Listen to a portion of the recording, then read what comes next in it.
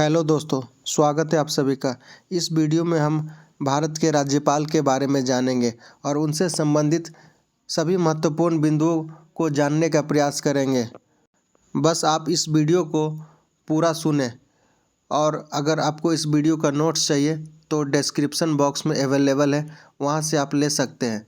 तो चलिए वीडियो को स्टार्ट करते हैं। भारतीय संविधान का भाग 6 देश के राज्यों से संबंधित है। संविधान में अनुच्छेद 152 से 237 तक राज्यों से संबंधित विभिन्न प्रावधानों का उल्लेख किया गया है। भारत में राज्य की शासन पद्धति भी संसदीय है और इस प्रणाली में केंद्र में शासन प्रमुख राष्ट्रपति होता है, जबकि राज्यों में संवैधानिक प्रमुख राज्यपाल होता है। भारतीय संविधान के अनुच्छेद 153 के तहत प्रत्येक राज्य के लिए एक राज्यपाल का प्रावधान किया गया है।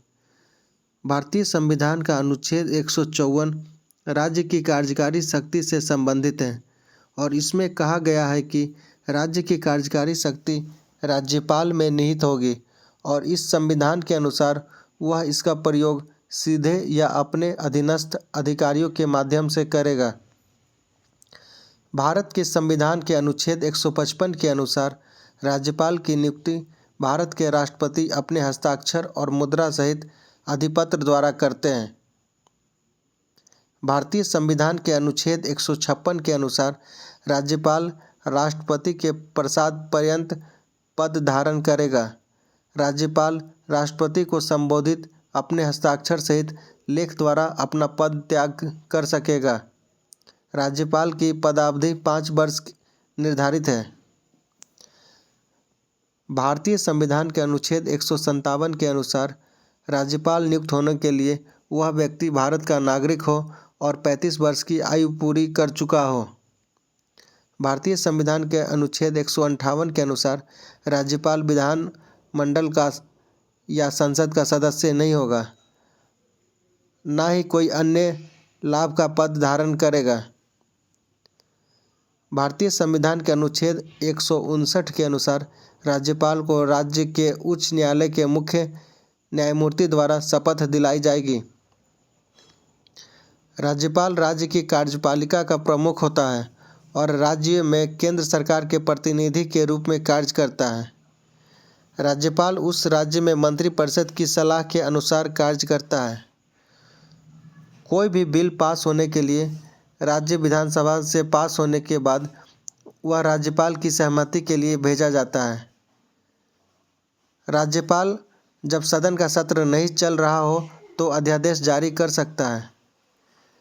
भारतीय संविधान के अनुच्छेद 168 के अनुसार राज्य सूची के अंतर्गत आने वाले विषयों से संबंधित हुए अपराध में राज्यपाल किसी अपराधी की सजा को कम, स्थगित या क्षमा कर सकता है। राज्यपाल अपने राज्य के सभी विश्वविद्यालयों के कुलपति भी होते हैं। संविधान के 7वें संशोधन 1956 के तहत एक राज्यपाल एक से अधिक राज्यों के लिए भी नियुक्त किया जा सकता है। राज्यपाल राज्य के मुख्यमंत्री की नियुक्ति के साथ वह उस राज्य के महाधिवक्ता, राज्य लोक सेवा आयोग अध्यक्ष तथा अन्य सदस्यों आदि की नियुक्ति भी करता है। राज्यपाल को राज्य विधानमंडल का सत्र बुलाने, जो कि अनुच्छेद 175 और समाप्त करने का अधिकार होता है। राज्य के मंत्रिपरिषद की सलाह पर वह विधानसभा को भंग भी कर सकता है। भारतीय संविधान के अनुच्छेद 175 के अनुसार एक राज्यपाल विधानसभा के सत्र को तथा जिस राज्य में द्विसदनीय व्यवस्था है तो दोनों सदनों के संयुक्त सत्र को संबोधित कर सकता है।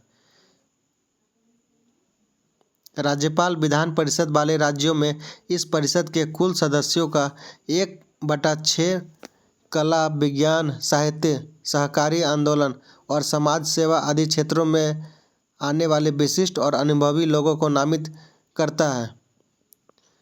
किसी भी राज्य का वार्षिक वित्तीय बजट विधानमंडल में पेश करने के लिए राज्यपाल की सहमति जरूरी है। राज्यपाल की सहमति होने पर ही किसी अनुदान की मांग की जा सकती है। ये सारे पॉइंट थे राज्यपाल के बारे में।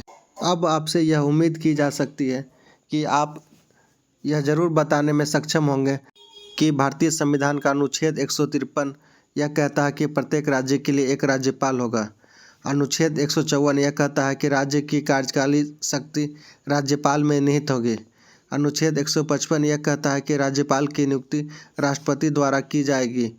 अनुच्छेद 156 यह कहता है कि राष्ट्रपति के प्रसाद पर्यंत राज्यपाल पद धारण करेगा और राज्यपाल की पदावधि 5 वर्ष होगी। अनुच्छेद 157 यह कहता है कि जो व्यक्ति भारत का नागरिक हो और अपनी 35 वर्ष की आयु पूरी कर चुका हो राज्यपाल बनने के योग्य है। अनुच्छेद 158 यह कहता है कि राज्यपाल विधानमंडल या संसद का सदस्य नहीं होगा। अनुच्छेद 159 यह कहता है राज्यपाल को राज्य के उच्च न्यायालय के मुख्य न्यायमूर्ति द्वारा शपथ दिलाई जाएगी। इस वीडियो में इतना ही था। मन लगाकर पढ़ाई करें। Thank you.